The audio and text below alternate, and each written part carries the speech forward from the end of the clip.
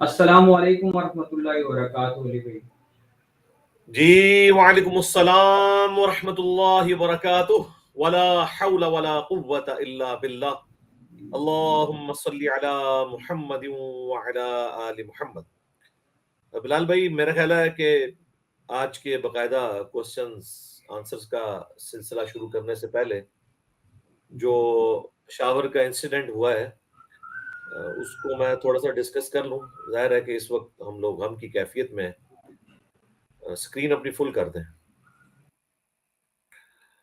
یہ آج جو 4 مارچ 2022 کو جمعے کے دن پشاور کے اندر ایک ہولناک انسیڈنٹ ہوا، اس کی وجہ سے آج پوری قوم جو ہے وہ غم کے اندر مبتلا ہے. یہ سلسلہ کچھ عرصے سے رکا ہوا تھا. اب یہ دوبارہ اتنے بڑے لیول کا ایونٹ ہونا جس میں آلموسٹ 60 کے قریب لوگ شہید ہو چکے ہیں، 50+ ہیں، اور آلموسٹ 150 کے قریب جو ہیں وہ انجرڈ ہیں.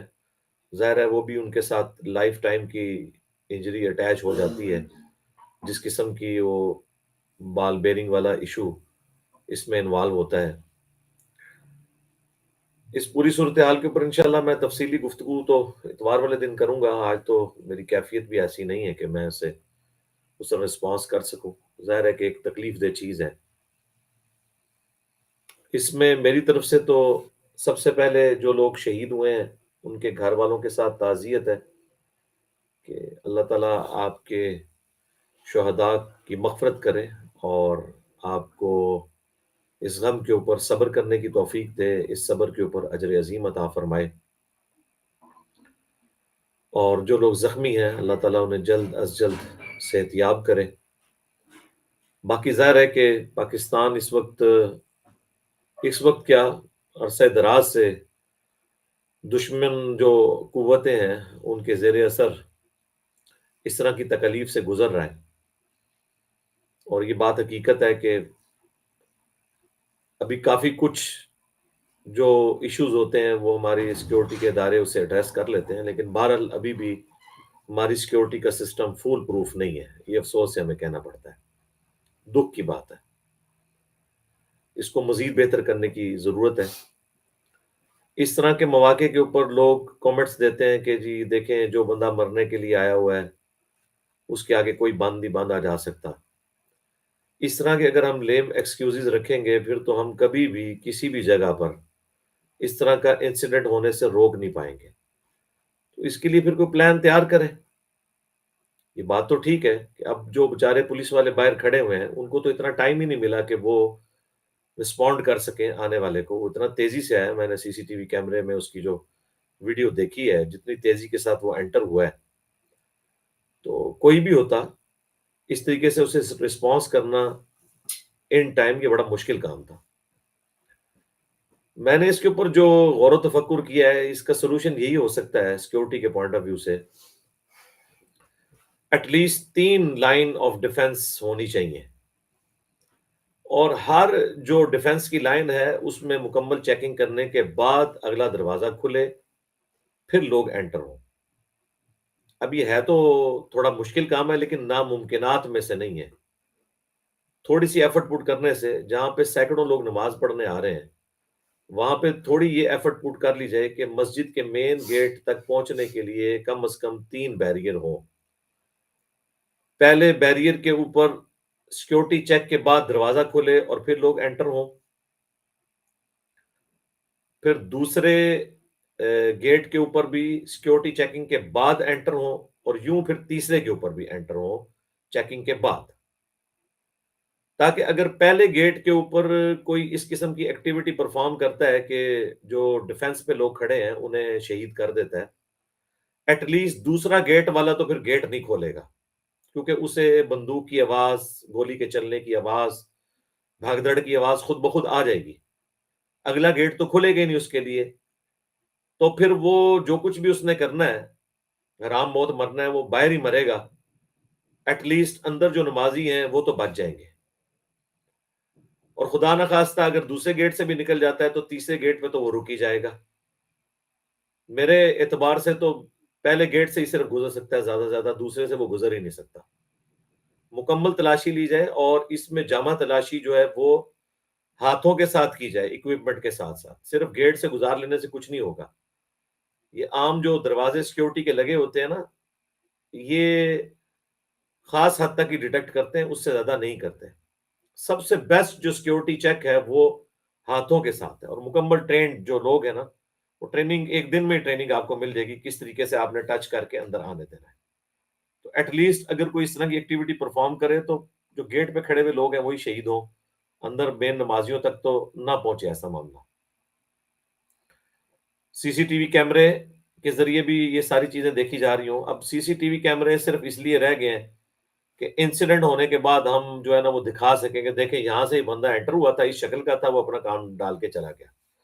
اس سے زیادہ کچھ نہیں اس سے نکلتا.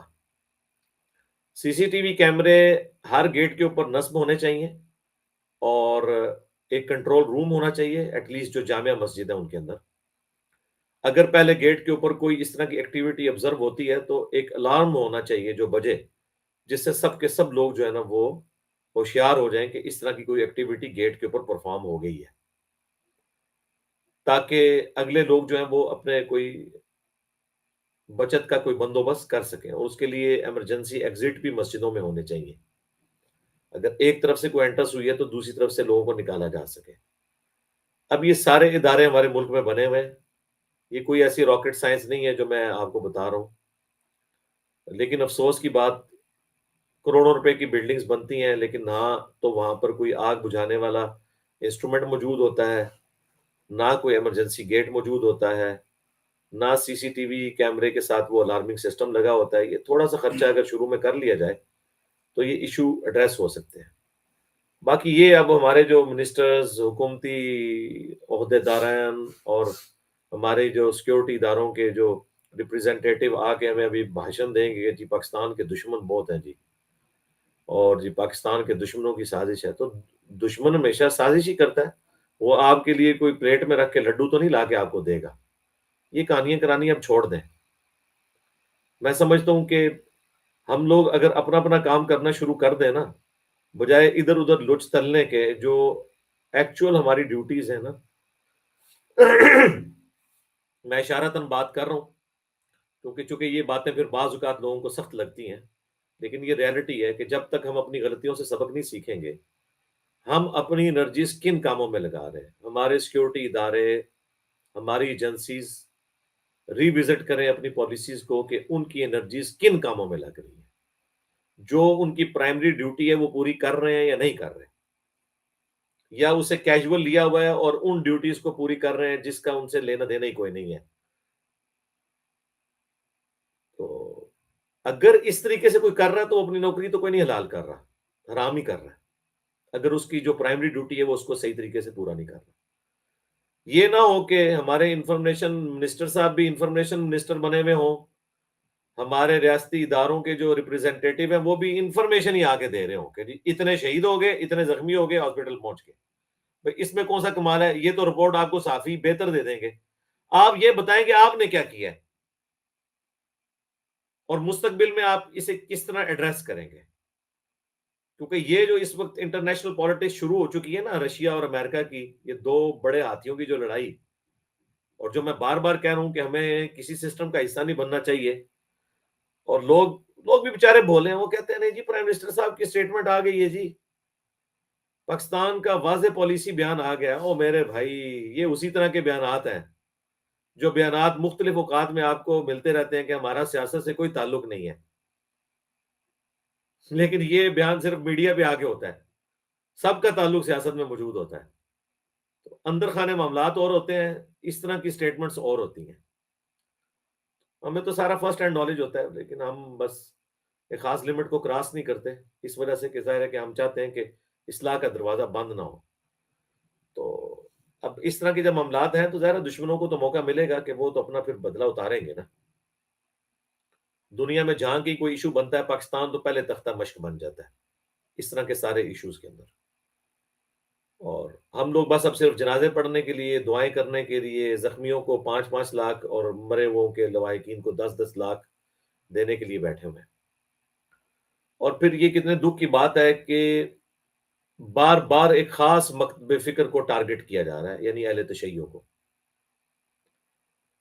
اور اس کے باوجود اگر کوئی کہتا ہے کہ یہ کوئی نان مسلم کر رہے ہیں، ظاہر ہے مسلمان ہی ہیں، موٹیویٹ ہو کے کر رہے ہیں، ورنہ اتنا بڑا حسن اتفاق تو نہیں ہے کہ ایک ہی مکتب فکر کی مسجد کے اوپر حملے ہوتے ہیں اور عموماً ان لوگوں کا تعلق جس مکتب فکر سے ہے ان کی مسجد پہ تو کوئی ایسا حملہ نہیں ہوتا. میں نہیں کہتا کہ وہاں پہ بھی ہونا چاہیے، میرے لیے نزدیک تو سارے مسلمان ہیں.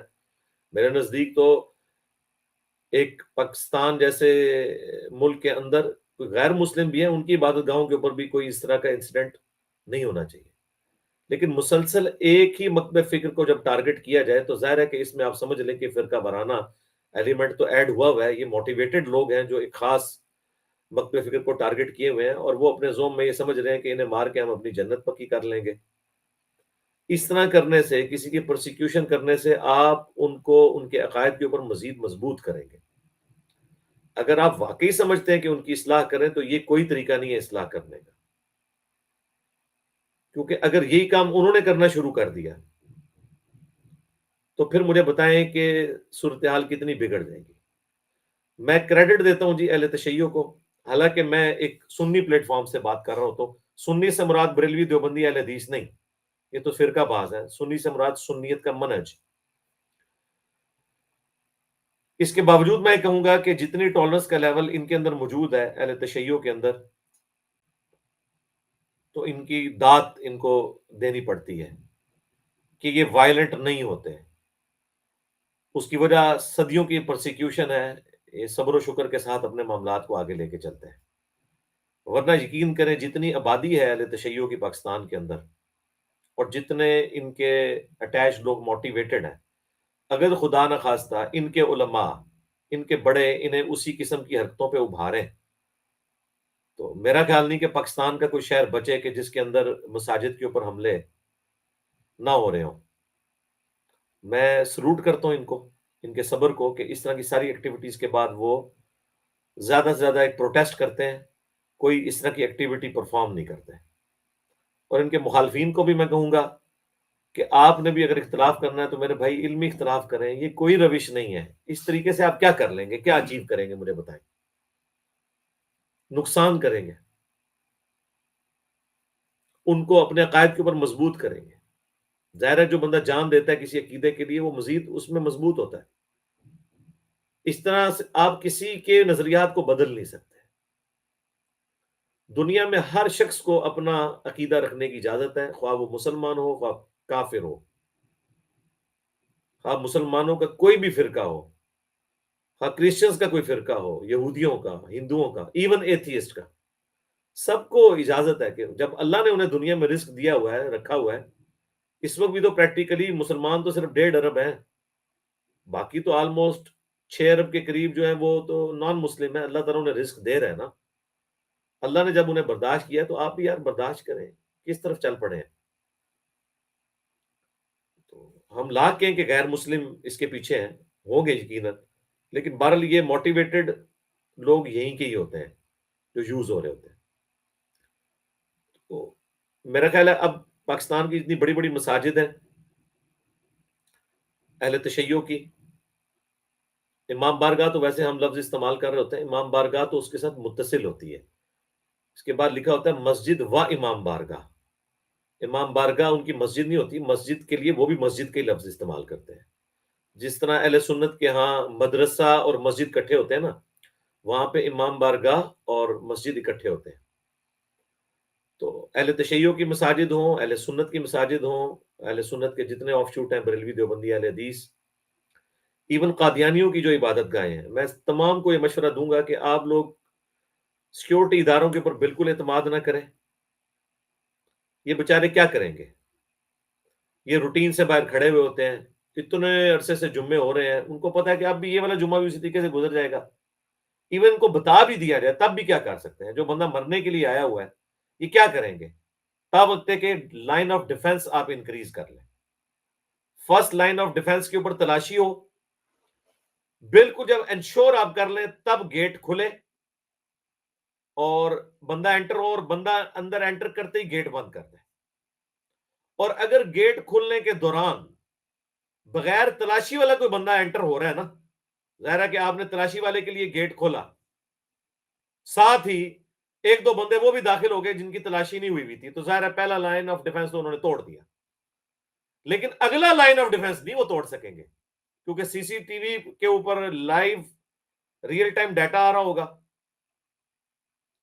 اور سی سی ٹی وی والے کا کام ہے جس نے یہ حرکت دیکھے نا کہ تلاشی تو ایک کی ہوئی تھی لیکن یہ ساتھ دو بندے انٹر ہو گئے، فوراً الارم بجا دے۔ الارم کا مطلب یہ ہے کہ اب اگلے جو دو لائن آف ڈیفنس ہے نا، انہوں نے اب وہ گیٹ نہیں کھولنا، جو مرضی ہو جائے۔ تو آپ دیکھیں گے کہ یہ اس قسم کے جو لوگ انٹر ہوتے ہیں نا، یہ ادھر ہی مر جائیں گے، اندر تک پہنچ ہی نہیں سکتے۔ یہ میں آپ کو پریکٹیکل سولوشن دے رہا ہوں، آپ نے کسی کے اوپر کوئی امید نہیں لگانی، نہ کوئی اس طرح کر سکتا ہے، کوئی دنیا کی حکومت اتنی نفری پرووائڈ نہیں کر سکتی، کیا کرے گی؟ یہ آپ نے خود ہی اپنے معاملات کو لے کے چلنا ہے، اور کوشش کریں سیکیورٹی کا سسٹم بھی اپنے جو مکتب فکر سے تعلق رکھنے والے لوگ ہیں ان کے حوالے کریں، جو موٹیویٹڈ لوگ ہیں۔ ریاستی اداروں کے لوگ تو موٹیویٹڈ تو نہیں ہوں گے، اکثر تو ظاہر ہے ان کے مسلک بھی ڈیفرنٹ ہوتے ہیں۔ اب اگرچہ ہمارے ریاستی اداروں میں اس چیز کی ٹریننگ دی جاتی ہے کہ آپ نے مسلک سے اور فرقوں سے ہٹ کر اس چیز کو سوچنا ہے، لیکن میں نے تو یہ دیکھا ہے کہ بہرحال جذباتی افیلیشن تو ان کی ہوتی ہے۔ ایک سنی کی ڈیوٹی وہابیوں کی مسجد کے باہر لگ گئی اہل حدیث کے باہر، تو ان کے لیے کوئی ہمدردی نہیں اسے ہوگی۔ ایک شیعہ کی ڈیوٹی اہل سنت کے بعد لگ گئی ہے، کوئی اس کے لیے ہمدردی نہیں ہوگی، بس وہ کیجول اپنی ڈیوٹی پوری کر رہا ہوگا۔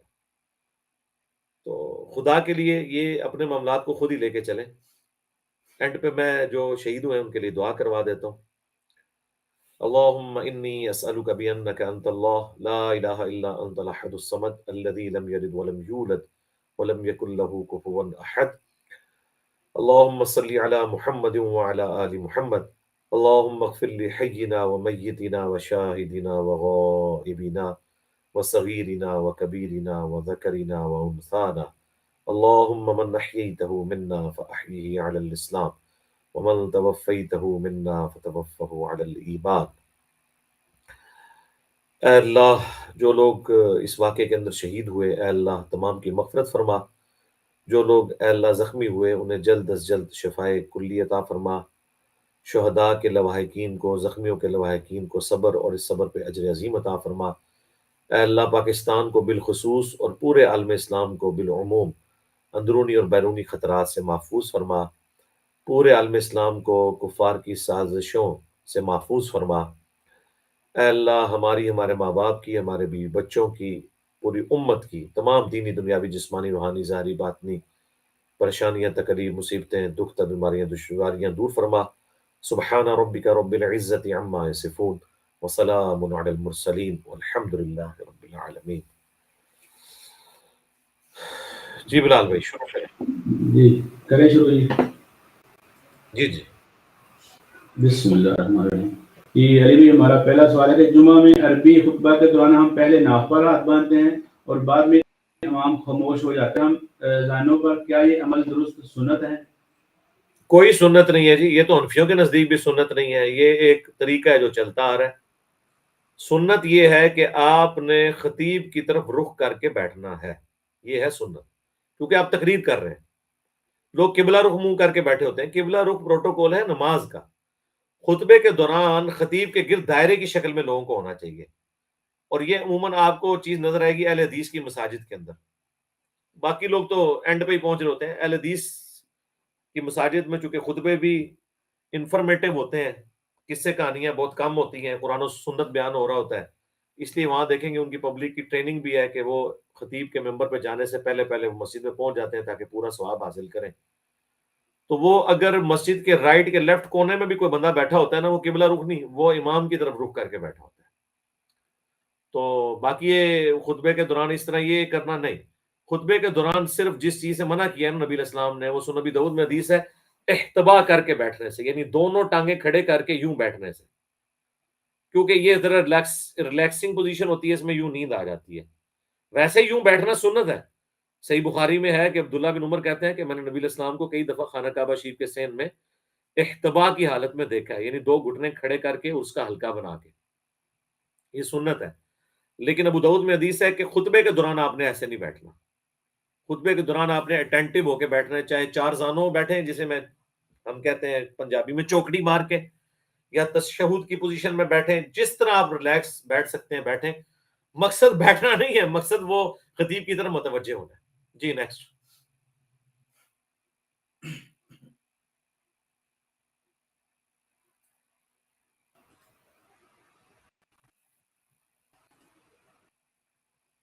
جی علی بھائی اگلا سوال ہے کہ ایک بچہ کہتا ہے کہ نماز فرض نہیں، قرآن میں صلاۃ کا مطلب ہے نظام قائم کرنے کے ہیں. اگر نماز فرض طریقہ بھی بتایا جاتا، نظام یہ بھی ہے کہ قرآن ہے. ہاں جی، یہ جو آپ کا دوست ہے یہ کافر ہے، دار اسلام سے خارج ہے بالاجماع امت. تو اب اگلی بات تو رہ گئی کہ یہ اس کی جو ڈیمانڈ ہے کہ قرآن میں نماز کا طریقہ بھی آنا ضروری تھا، یہ اللہ نے ڈیفائن کرنا ہے کہ نہیں، یہ ذرا بتائیں. قرآن پاک میں ترتیب کے ساتھ نماز کا طریقہ نہیں آیا، لیکن نماز کے جتنے بڑے بڑے پوسچر ہیں وہ تو آئے ہیں. وَارْكَعُوا مَرَّاكِعِينَ، رکوع کرنے والوں کے ساتھ رکوع کرو. تو اس میں اشارہ تو موجود ہے کہ آپ نے جماعت کے ساتھ نماز پڑھنی ہے. سجدے کا بھی ذکر موجود ہے. تو قرآن حکیم کا ٹاپک عقیدہ ہے. افعال کے اوپر بھی تھوڑا بہت کلام ہوتا ہے، لیکن مرکزی ٹاپک اس کا عقیدہ ہے. قرآن کے عقائد کے اعتبار سے کوئی شک نہیں کہ قرآن حکیم ایک پرفیکٹ بک ہے، لیکن جہاں تک سنت اعمال کا تعلق ہے تو قرآن حکیم نے ہمیں سنت کی طرف رہنمائی کی ہے. وہ قرآن کا عیب نہیں ہے. قرآن میں اللہ تعالیٰ نے سورۃ الاحقاف کی آیت نمبر 4 میں فرمایا ایتونی بکتاب من قبل ھذا او اثارۃ من علم ان کنتم صادقین. اے نبی ان سے فرماؤ کہ اگر تم قرآن کو نہیں مانتے تو قرآن سے پہلے جتنی کتابیں نازل ہوئی ہیں انہیں میرے پاس لے آؤ، یا پھر انبیاء کے علم کے آثار جو چلتے آ رہے ہوں وہ لے کر آؤ، اس سے بات کرو. تو قرآن خود مان رہا ہے کہ کتابوں کے پیرلل بھی ایک علم ہے جو سنت کے ذریعے ٹرانسفر ہوتا ہے. یہ بابوں کے سینے میں سینہ نہیں، میں سنت عملی تواتر اجماع کی بات کر رہا ہوں. ایتونی بکتاب من قبل ھذا او اثارۃ من علم، قرآن اور سنت دونوں. جو سنت کو نہ مانے وہ دائرہ اسلام سے خارج ہے. میں سنت کی بات کر رہا ہوں، اجماع عملی تواتر جو نسل در نسل ٹرانسفر ہوا ہے. یہ ہو سکتا ہے کسی انڈیویجول حدیث کے اوپر کسی کی کوئی ریزرویشن ہو، لیکن سنت یہ آج کی ڈیٹ میں انٹرچینجبل ورڈ ہے. احادیث یہ موڈ ہے علم کا، اس کے اوپر سب کا اتفاق ہے. یہ جو لوگ ہیں اس طرح کے لوگ تاریخ اسلام میں کبھی نہیں رہے ہیں، یہ کافر ہیں، ان کے ساتھ بحث کرنے کی ضرورت ہی نہیں ہے. اس کے لیے میری مجلس 96 دیکھ لیں، اور موٹی موٹی میں نے آپ کو بات بتا دی ہے. پہلے اصول کے اوپر بات ہوگی. قرآن یہ میں سنت کی طرف دھکیل رہا ہے نا. سورۃ البقرہ میں آیا الحج اشہر معلومات، حج کے مہینے سب کو معلوم ہیں. اب یہ میں پھکی آپ کو دینے لگا ہوں کہ اس بندے کو کہیں جا کے کہ جو قرآن میں آیا کہ حج کے مہینے سب کو معلوم ہے، تو بتاؤ قرآن میں حج کے مہینے کہاں لکھے ہوئے ہیں؟ اگر وہ کہنا جی چونکہ قرآن میں نہیں ہے لہذا میں ان کو مانتا نہیں ہوں، تو انہیں کہو کہ تم کافر ہو، کیونکہ قرآن تو کہہ رہا ہے الحج اشہر معلومات سورۃ البقرہ میں. اور سورہ آل عمران میں اللہ تعالیٰ فرما رہا ہے کہ جو بھی استطاعت رکھتا ہے وہ اللہ کے گھر کا حج کرے، اور جو کفر اختیار کرے تو اللہ بے پرواہ ہے. یعنی حج نہ کرنے والے کو استطاعت کے باوجود قرآن کافر کہہ رہا ہے. سورہ آل عمران میں حج نہ کرنے والے کو قرآن کہہ رہا ہے وہ کافر ہے. اور سورہ بقرہ میں یہ بتا رہا ہے کہ حج کے مہینے سب کو معلوم ہے، اور خود قرآن بتا نہیں رہا کہ مہینے کون سے ہیں. تو جب بتا نہیں رہا مہینے کون سے ہیں اور وہ کہہ رہے سب کو معلوم ہے، تو سب کو معلوم کا مطلب کیا ہے؟ سنت سے وہ ٹرانسفر ہوئے ہیں. باقی اس کا مطلب ہے کہ قرآن کے پیرلل ایک سورس ہے نا. مجلس 96 میری دیکھیں غامدی صاحب سے متعلق 20 کوسچنز، اس میں نے تفصیل کے ساتھ پہلے 50 منٹ اسی کے اوپر گفتگو کی ہے. قرآن سے میں نے آپ کو دلیل دے دی ہے. ٹائم قیامت تک ہے اس بات کا جواب لیں جو میں نے آج والی بات کی. نیکسٹ.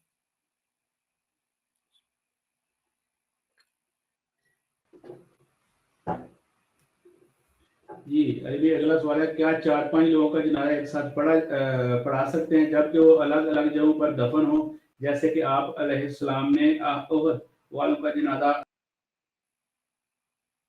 پڑھایا تھا دوبارہ؟ جی کیوں نہیں. 500 लोगों का भी इकट्ठा जनाजा हो सकता है। दफनाने के साथ क्या ताल्लुक है? इसका ताल्लुक है कि वो जो लोग जिनका आप जनाजा पढ़ रहे हैं ना, उनकी मैयत सामने होनी चाहिए। ये नहीं है कि मैयत जेलम में एक रखी हुई है, एक लाहौर में रखी हुई है, एक कराची में, और आप जेलम में जनाजा पढ़ रहे हैं सारों का। नहीं, वो सामने मैयत का होना जरूरी है। और कब्र पे भी जनाजा पढ़ना है तो सामने कब्र का होना जरूरी है।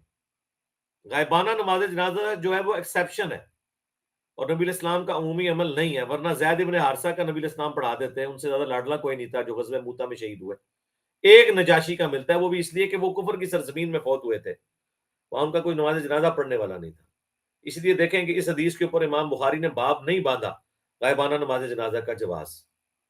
लिहाजा इमाम शाफी और अहले हदीस हज़रात जो गायबाना नमाज जनाजा के कायल हैं, हम भी कायल हैं, लेकिन जिस तरह के इन्होंने गायबाना नमाज जनाजा शुरू किए में, इस तरह का नमाज जनाजा साबित नहीं है कि ऑलरेडी बंदे का जनाजा हुआ है और आप फिर दोबारा उसका गायबाना नमाज जनाजा पढ़ा दें। अगर पढ़ाना है तो जाएं फिर कब्र पे जाके पढ़े। नबी इस्लाम की तो सुन्नत यही है कि जब आप इस तरह गायबाना नमाज जनाजा पढ़ाते थे किसी का, तो वो जाके कब्र पे पढ़ाते थे। नजाशी की एक एक्सेप्शन है, इसके अलावा कोई और मिसाल मौजूद नहीं है। तो आप पढ़ा सकते हैं, बल्कि एक ही जनाजा होना चाहिए। लेकिन मुसीबत ये खड़ी हो जाएगी 5 लोगों का अकीदा अगर एक हुआ तो। यहां तो ये होता है कि जनाजे आते हैं ना, अपने अपने मौलवी भी साथ आते हैं, एक बरेलवी मरा होता है, एक देवबंदी मरा होता है, एक अहले हदीस मरा होता है, सबके एक दूसरे के पीछे होता नहीं है, तो मौलवी अपना लेके आते हैं। तो वो हर दफा नया जनाजा पढ़ाते हैं और पीछे जो है ना अवाम तो खड़ी हो जाती है, जो कट रहा है वो निकल जाती है, बाकी खड़ी रहती है, लेकिन वो अपना अपना खड़ा करते हैं इमाम।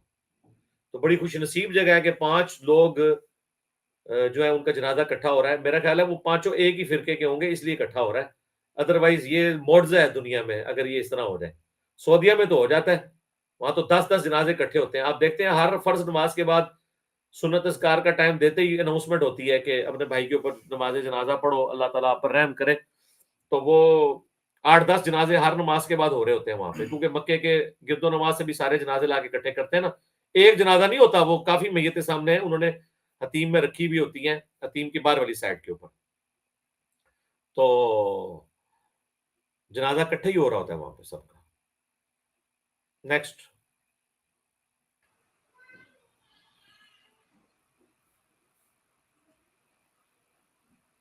जी भाई, अगला सवाल है, क्या जुमा के दिन रोजा रख सकते हैं? एक सूरत में रख सकते हैं। अच्छा जी, ये पता है किसका सवाल आया है? ये उसी बच्चे का सवाल है जिस पे मैं कल आप लोगों से नाराज हुआ था कि ये बच्चा बेचारा 15 साल का है, ये चौधरी बिलाल सियालकोट का, शायद भाई आपके इलाके का है, ठीक है। तो इसको इधर अपना, आप पहले तो सबसे पहले अपना मोबाइल नंबर शेयर कराएं ना, शायद भाई अपना मोबाइल नंबर इसको शेयर कराएं, ये आपसे राब्ता करे ताकि सियालकोट से जब आप आ रहे हो, ये नंबर बेटा नोट कर लो आप बिलाल, आपने शायद भाई से राब्ता कर लेना, अपना नाम लिख के इनको व्हाट्सएप करें या मैसेज कर दें ताकि कभी वहां से लोग आ रहे हो तो आपको साथ देते हैं।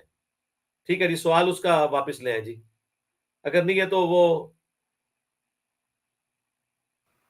नहीं, किधर गया सवाल? अभी नहीं आएगा वो, आप ऐसे ही कर लें, अभी नहीं आएगा वो। क्या था सवाल, क्या था वो सवाल क्या था?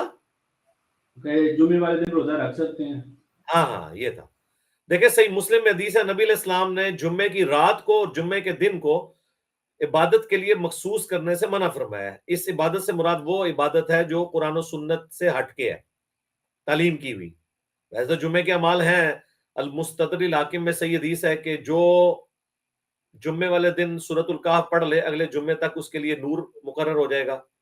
अबू दाऊद में हदीस है कि जुम्मे के दिन मुझ पर कसरत से दरूद पढ़ो, जुम्मे का दिन तमाम अय्याम का सरदार है, इस दिन आदम अलैहिस्सलाम पैदा हुए, इस दिन फौत हुए, इस दिन मुझ पर दरूद की कसरत करो, बेशक तुम्हारा दरूद मुझ पर पेश किया जाएगा। अल्लाहुम्मा सल्ली अला मुहम्मद व अला आलि मुहम्मद।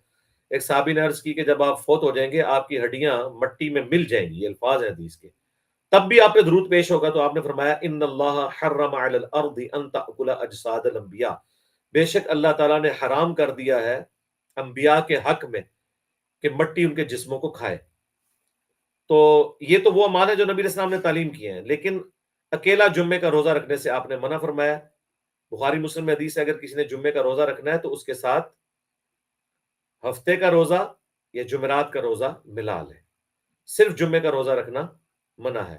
ہاں اگر کوئی خاص روزہ اس دن آ جاتا ہے پھر آپ رکھ سکتے ہیں کہ آپ یوم عرفہ کا روزہ آ گیا ہے, 10 محرم کا روزہ آ گیا ہے, اس قسم کے جو خاص روزے آ جاتے ہیں تو وہ آپ رکھ سکتے ہیں. بہرحال اسپیسیفکلی جمعے کو مخصوص کر کے روزہ رکھنا منع ہے. نیکسٹ.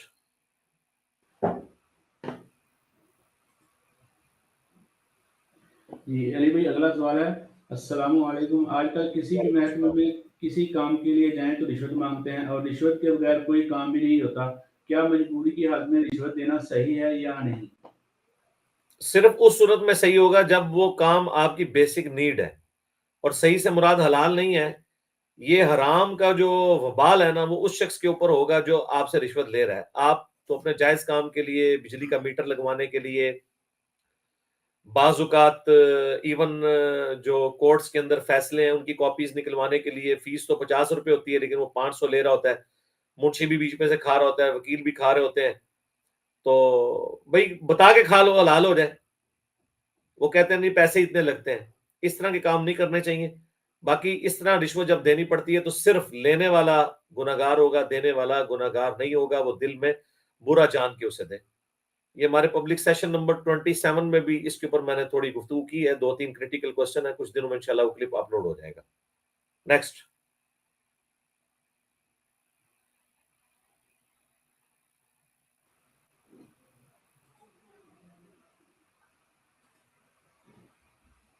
جی علی بھائی اگلا سوال ہے. کیا اسٹیل کے ڈائل اور چین والی گھڑی پہن سکتے ہیں؟ گھڑی تو پہن سکتے ہیں, کڑا نہیں پہن سکتے. عورتوں کی مشابہت نہیں کر سکتے. صحیح بخاری میں حدیث ہے, ان مردوں پہ لعنت جو عورتوں کی مشابہت کریں, ان عورتوں پہ لعنت جو مردوں کی مشابہت اختیار کریں. زیور پہننا چونکہ عورت کی مشابہت ہے تو مرد کے لیے تو زیور جائز نہیں ہوگا. ایک انگوٹھی سنن ابی داؤد میں, ترمذی میں موجود ہے, پہن سکتے ہیں. وہ بھی 4.5 ماشے سے زیادہ اس کا ویٹ نہیں ہو, اور وہ بھی چاندی کی اور کسی میٹل کی نہیں. تو اب چین والی جو گھڑی ہے میں تو عموماً استعمال نہیں کرتا. دیکھ لیں میں یہ والی گھڑی استعمال کرتا ہوں. ایک تو یہ لائٹ ویٹ ہوتی ہے, تانگ بھی نہیں زیادہ کرتی. میں نے تو دیکھا ہے زیادہ تر چین والی گھڑیاں لوگوں نے جو پہنی ہوئی ہیں نا وہ ایک قسم کی ڈیکوریشن پیس کے طور پہ یا فیشن کے طور پہ پہنی ہوتی ہیں. ادروائز اس کا مقصد کو ٹائم دیکھنا نہیں ہوتا. ٹائم تو آج کل لوگ موبائل میں ہی دیکھ لیتے ہیں.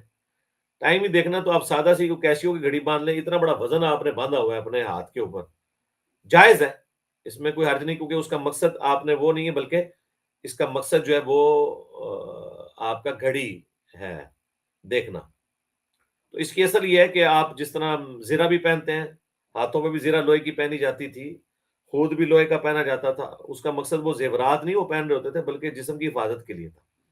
تو جو چیز یعنی کسی وجہ سے پہنی جا رہی ہوتی ہے اس میں کوئی اختلاف نہیں. اس میں احمد بریلوی صاحب نے شروع میں فتویٰ دیا تھا کہ یہ عورتوں کی مشابہت ہے اور نان مسلم کی مشابہت ہے. بعد میں ان کے شاگردوں نے ان کے اس فتوے کو ویسے ہی پلٹ دیا کہ یہ تو جذباتی بات ہے ان کی. پہلے علماء چین والی گھڑیاں نہیں پہنتے تھے, اب سارے پہنتے ہیں آلموسٹ.